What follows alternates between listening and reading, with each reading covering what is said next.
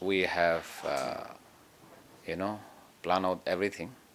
Everything was in black and blue in the manifesto. We stress on youth empowerment, women empowerment, improving the roads, so many things. So all these were, released on the 3rd, and we went to the electorates on the basis of our manifesto, and also on the basis of party ideology and principle. As I said, I'm repeating again, the election trend, if you have carefully observed, nothing was working except money. And that's the main reason why we have landed up in this situation where many of our candidates who were expected to win lost.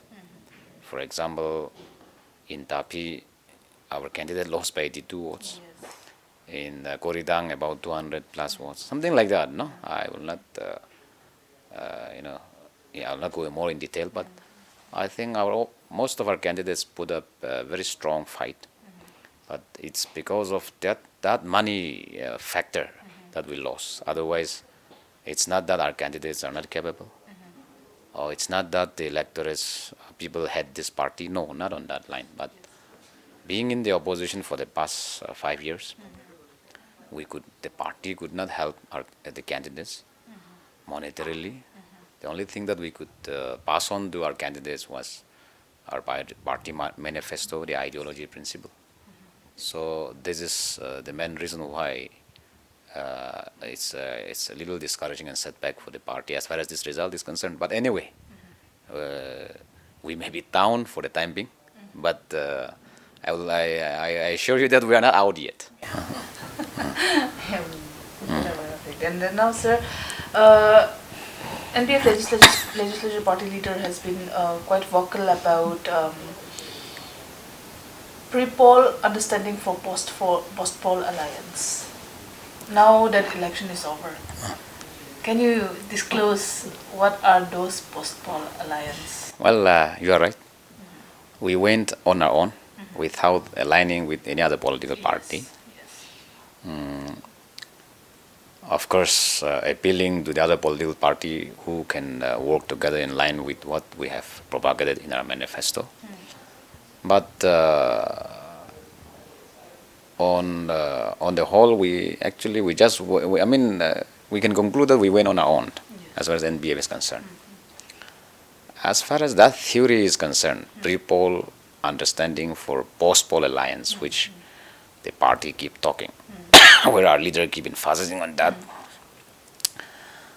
It was a party principle that we have taken a stand on that we will not antagonize any other party because of the fact that we were also not in a position to set up the entire 60 assembly constituencies.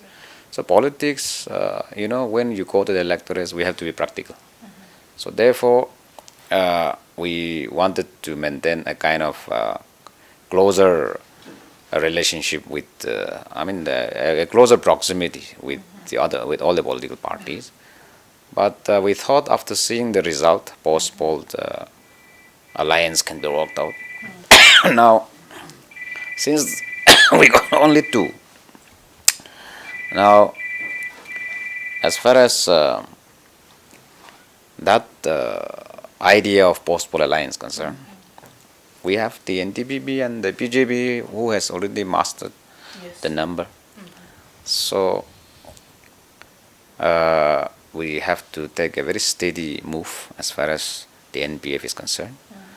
You must remember that number doesn't matter for us. We may be 2, 1, it doesn't matter. But what is more a concern for this party is on the Naga political issue. This is always at the back of our mind. We don't want to go wrong on this. So let us see how the present ruling dispensation takes forward. And as far as we are concerned, we were a part of the UDA as far as the previous government is concerned. The new government, which is yet to be installed, let us see in which way they will take the people forward. Then, if necessary, we will also take a stand either to be a part of the government or we take our own stand. That we are yet to take a final call. The party has to be consulted. It is not only the parliamentary board, the legislatures alone who will decide. NPF is a very disciplined party. We don't overlap each other. We coordinate with the party. So, party and the legislators, elected members, they will sit and take a final call on that. So, are you the NPF in touch with the ruling party? Well, I said that. Your That I have already stated that we are yet to take a decision on that. Then only an official communication has to be made. So unless that decision is taken, none of us are competent to communicate with any other political party till that decision is arrived at along with the party and the legislators. So, sir, earlier, as we have witnessed, a lot of the elected members from NPF has merged with the NTPP, perhaps looking for a greener pasture. Do you foresee yourself during these 5 years shifting your allegiance? Well, see, unfortunately, some of our friends left us, but they have already seen their own fate. If you see the result, many of them could not even get ticket, number one. Yeah. Those who got ticket also could not return. So these are the consequences that you face if you keep defecting every now and then. So one has to learn a lesson on this. But as far as both of us, two of us are concerned, we are firm. We will rebuild this party. We need a very strong regional party. I have stated this during my campaigning that we all are having serious concern on this Naga political issue, and NPF has already stood the test of time from 1964 onwards till today. So this party has to be strengthened, because if we cannot have a regional party on having deeply rooted at the grassroots about the Naga political issue, and if we allow this party to die down, then we will be, we will have to hang our head in shame in front of our enemies and opponents. So therefore, even though we're in the electoral battle, electoral politics, we need a strong homegrown political party that stands for, the sentiments and the aspirations of Naga people. And NPF is on that line, on that ideology. So even if we are only few of us, we will steadfastly stand our ground. And in fact, I would like to request some of our friends, elected friends, to join the NPF. Okay. So, what is your message to the people? Well, see, I have, this is my fourth attempt.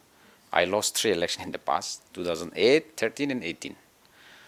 Now, I want to give inspiration to the youngsters also, that never quit. Keep moving. Then at the end of the day, if you keep fighting, there's a day for everyone. Every talk has its own day. And I've proven my mettle. And I'm grateful to my electorates. And in fact, the entire electorates of 40 Pandari Assembly constituency deserves the highest appreciation from the Naga people. I got the highest number of, I mean, a very high margin, 3,500 plus. Although being in the opposition, fully aware that I am fighting from an opposition ticket, never knowing where to land again, still then they repose their faith on me. So which means to say that it is not only money and muscle power alone works in the election. It is your principle, It is how you, communicate. It is how you convey your message to your electorates also matters, and the ideology and the principle of the party also matters, and people have voted for that. I'm grateful to my electorates and those my sympathizers, well-wishers, supporters all over the Naga areas, not only in Nagaland. Everybody were wishing that I must win this time, and I got the blessing from everyone. Of above all, God Almighty. So I'm thankful to everyone for giving their blessings to me. I seek cooperation of everyone as I, continue as I carry on my journey henceforth. To conclude, what do you find your constituency lack the most, and what will be your priority? Uh, Road connectivity is one. You know, although Nagaland state has attained statehood 60 plus years back now, but there are villages where in my constituency where road connectivity is still not there. So that will be my topmost priority, because once the road condition is good, their way of life, the living standard will improve, the economy will improve. And Forty Pandari is one of the most challenging constituency in terms of geographical areas. It, the whole stretch of Forty Pandari is bordering Assam. It is one of the most potential constituency.